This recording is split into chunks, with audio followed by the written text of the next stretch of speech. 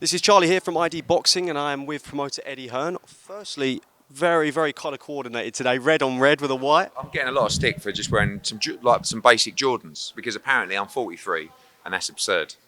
And they might be right, to be honest with you. But you've got to roll with it. I think you should be versatile. Just because I wear a double-breasted suit every now and again, don't mean I can't go down JD and buy some Jordans. Do you know what I mean? So To be honest with you, I think it looks good. It looks good. I've gone matching as well today. Yeah, but you're probably a lot younger than me. How old are you? I'm 22, but still. Christ, 22. 21 years older than you. That's fine, though. Thank you. It means a lot. Listen, all the talking's been done. The weigh-ins have been done. Fight night is tomorrow. I just want to see you get your take on so far of what the fighters have said and the weigh-ins as well today. Yeah, obviously two big main events really on the card. Hughes-Galahad against Maxi Hughes, Yorkshire derby, and then the big world title fight, Hannah Rankin against Terry Harper. Both really a story of two fighters stepping up in weight. I mean, Hughes-Galahad was boxing Kiko Martinez's ears off last November and then got knocked out brutally and now comes back at 2 divisions higher. Looks great at the weight, but so many unanswered questions. You know, is he over the Kiko Martinez defeat? Can he hang with Maxi Hughes at 135 pounds? And the same with Terry Harper, who's making an even bigger jump from lightweight, really, up to light middleweight. And we don't know how they're going to get on in those divisions. Weight classes are there for a reason, but sometimes fighters drain themselves to make weight, and they're more effective once they've got a chance to actually train properly, fuel themselves, and go from there. So I think those fights are going to be really, really compelling. And the undercard's good as well. A lot of our younger fighters now from the GB setup starting to take steps up. Sol Dakers is fighting Bracamonte, who's very dangerous. Cyrus Patterson's got a very, very tough fight, his first championship fight. Chev Clark steps up. Janae Boston's in a good fight. So, you know, 2 cracking fights at the top of the bill, but a lot of young talent being tested as well.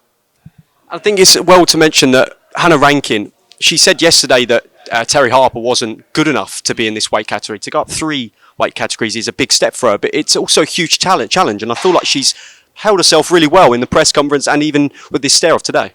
Yeah, I think that, you know, the head-to-head was interesting because in the past, like you saw Alicia Baumgarten, you know, when she got in Terry Harper's face, she didn't really know what to do. Today, Rankin did, and Harper just stuck the nut on her, really, and said no. And I think that's a little bit of maturity, and that's probably the comfort in the weight.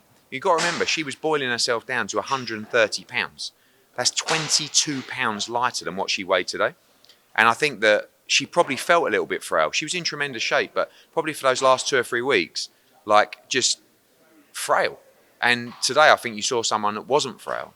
I think on an even playing field, Terry Harper is the better fighter than Hannah Rankin. Hannah might not agree with that, but I think at the weight class, it does give the advantage to Hannah Rankin. There's no doubt about it. Because Terry's at 152. She probably couldn't weigh anymore, right? Hannah Rankin weighed 154. She's probably going to be 164 tomorrow night. So she's the bigger woman. And I think it's a dangerous fight with Terry, but what an opportunity to become a 2-weight world champion. And moving to the main event, Hughes-Galahad, listen, on the back of a vicious knockout, how do you see this? Because I see it almost as fuel to the fire for him, something to really come back and say, look, I'm in a different weight category, but I'm here to make a statement. And it's a tough fight. Obviously, Maxi Hughes is flying at the moment. And what do you make of that fight? I think Maxi's on a great run at the moment and he's full of confidence. I think the danger for Maxi is he's looking at Ryan Garcia, he's looking at Jorge Linares, and no one really wants to fight Hughes-Galahad. That's the reality. I know he got chinned in his last fight, but he's very good, he's very awkward, he's tricky as well.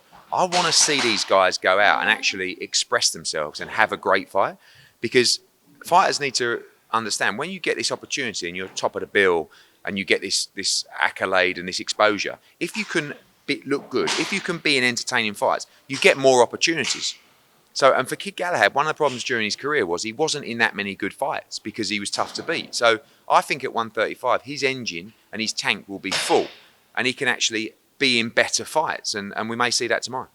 A bit of a negative note, but listen, there's been a lot of talk on Twitter yesterday when the undercard got announced for Ben and Eubank Jr. What do you make of that criticism? People saying that almost the undercard was underwhelming as such. I haven't really seen a lot of that. I've got a lot of positive feedback. I mean, Cash against Coyle was a great fight, number 1. Number 2, Galauya Fire is in a great fight. He's an Olympic gold medalist, stepping up now into serious fights. You've got Lyndon Arthur, you've got Harlem Eubank, Shannon Courtney returns, Ellie Scotney's in a great fight for the European title, you've got Chloe Watson, you've got Matty Harris. I mean, look, Eubank-Benn is one of the biggest fights we've ever done. So sometimes you're not always going to get the biggest of undercards, but I think that's a very, very good undercard with some big names and some good fights. And you'd also say you can't please everybody, as they say. Absolutely, yeah. But as well, a bit of a positive note now. Johnny Fisher is fighting as well on Katie Taylor's big card at the end of October. Just want to get your take on him because his following is incredible, absolutely incredible. I mean, it's closer to home this fight as well, being in London. What have you made of his progress so far, and also going into that fight and the following he's probably going to get would be incredible for that? Yeah, I mean, we saw it in Sheffield. He did over 2,000 tickets just in Sheffield, and you know, when you go to London, he's probably going to do closer to 3,000 tickets. You're talking about a guy that's in 6-round fights. I mean, he's still a novice. He's improving all the time. He's a lovely young man. He's got a great family. He's got a great work ethic. And he'll get all the opportunities to be as good as he can be because he will continue to work as hard as he can to give himself every opportunity to succeed. The fan base is incredible. And sometimes people don't realise that those people who are part of that fan base are helping Johnny Fisher so much. You know, not just financially, but to get these opportunities and to... Now, when you talk about selling 3,000 tickets, you know, for that card, Katie Taylor, we're going to sell out, and I think Wembley's 8,000 or 9,000. Over a third have bought tickets directly from Johnny Fisher or his old man. It's unbelievable, and it's become like it's not even a cult because a cult is something that's small, so it's a phenomenon. That's what it is, and quite literally, people now, but it becomes a day out, and where we're from, in Essex, everyone talks about it. So it's like, you're going to a Johnny Fisher fight. Literally, you'd be go down for, you know, a coffee or a pie and mash or wherever it is, or, I don't know, massage or a spa or wherever you want to go. Everyone's saying, are you going to the Johnny Fisher fight? And it's just become this thing in Essex. But the amazing thing is the way it's reached out. Exeter, obviously, where he was at university, all around the country. You know, and they're really good people. So it's nice to see them get this kind of support. And does the bosh seem to get a bit annoying for you or not? I mean... You'd think that it would really wear thin, but you find yourself doing it all the time. It doesn't matter when I finish, I don't know, a run or close a deal or you finish an interview. You just find yourself going subconsciously or out in the open, a bosh, you know, and there's many variations, isn't there? Le bosh, a bosh. I thought my impression weren't too bad there, to be honest with you. But last question from me. Amanda Serrano fighting in the UK next month. I think the question everybody wants to know almost, can we see that potential rematch with Katie Taylor in your opinion? Well, I hope so, you know, and I think that... we should push for that fight, both teams, because it's such massive money for them.